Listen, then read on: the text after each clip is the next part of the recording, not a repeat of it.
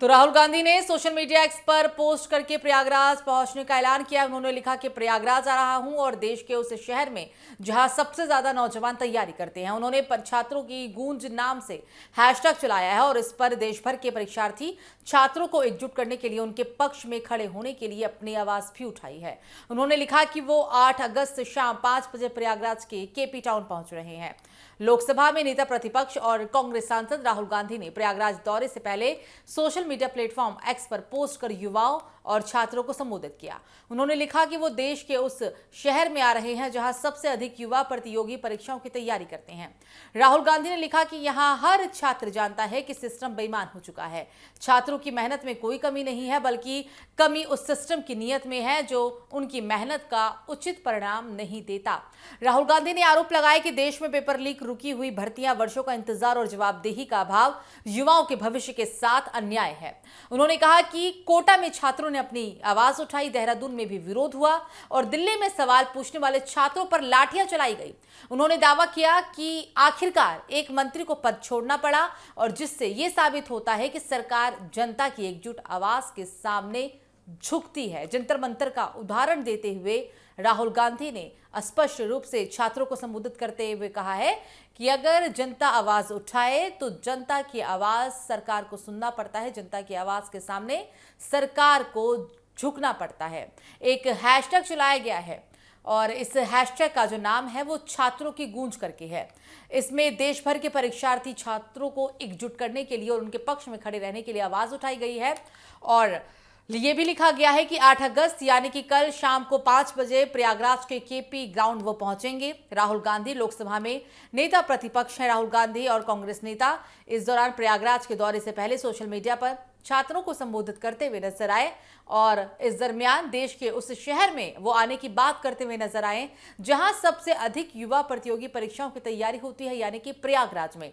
राहुल गांधी ने लिखा कि यहां का हर छात्र जानता है कि सिस्टम बेईमान है। छात्रों की मेहनत में कोई कमी नहीं है, बल्कि कमी उस सिस्टम में की नीयत में ही है, उस कमी उस सिस्टम में ही है जो उनकी मेहनत का उचित परिणाम नहीं देता। राहुल गांधी ने यह भी आरोप लगाया कि देश में पेपर लीक, रुकी हुई भर्तियां, वर्षों का इंतजार और जवाबदेही का अभाव युवाओं के भविष्य के साथ अन्याय है।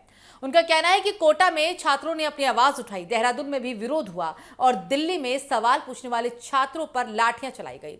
उनका दावा है कि आखिरकार एक मंत्री को पद छोड़ना पड़ा और यह भी इससे साबित होता है कि सरकार जनता की एकजुट आवाज के सामने झुकती है।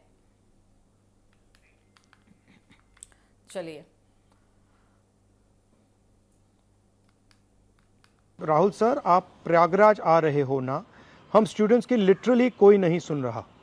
देखिए, आप स्टूडेंट्स की मैं सुन रहा हूँ।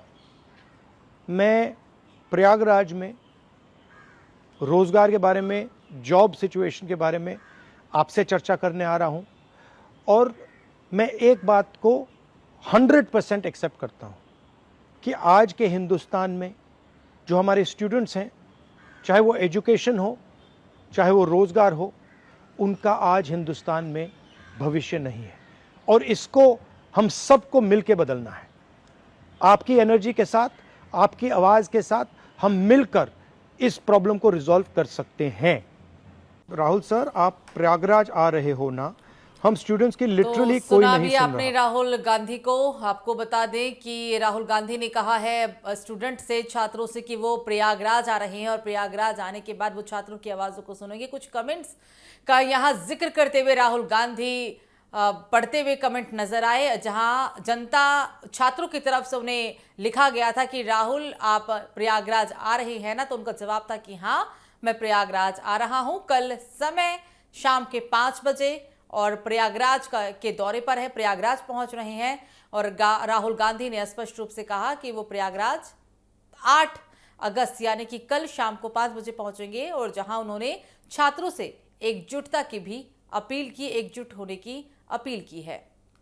तो बता दें आपको कि राहुल गांधी कल प्रयागराज 8 तारीख को शाम को 5 बजे पहुंच रहे हैं और इसकी जानकारी उन्होंने अपने सोशल मीडिया अकाउंट पर दी।